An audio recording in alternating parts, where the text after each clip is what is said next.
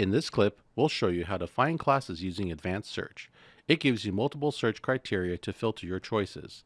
Select advanced search to expand the additional search criteria. Choose the appropriate term. In this example, the current term is Fall 2012. Then select the search by criteria from the drop-down. This is required for advanced search, and any drop-down option can be used. For this demonstration, let's search by general education or GE classes. The next field, which is also required, asks for a GE foundation area. UCLA GE classes are categorized into 3 foundation areas. For example, we will select Foundations of Scientific Inquiry. Entering a category is optional. Let's select Life Sciences.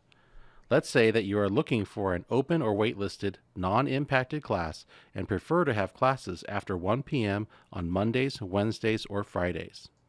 Keep the open and waitlisted boxes checked and uncheck the other statuses. Under Meeting Day and Time, check the days you prefer to take classes. Classes that are scheduled to take place on those days will be listed in the results. Adjust the class meeting time using the drop-down menu. Under Impacted, choose No to look for non-impacted classes. Selecting Search gives you the list of classes that meet your criteria. In our case, the list consists of open and waitlisted Foundations of Scientific Inquiry GE Life Science classes that are non-impacted and occur after 1 p.m. on Mondays, Wednesdays, or Fridays. Please note that if the course is offered as a multi-part class, some sections may be offered on other days.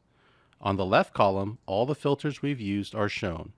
Other search criteria can be used for advanced search based on your class preference.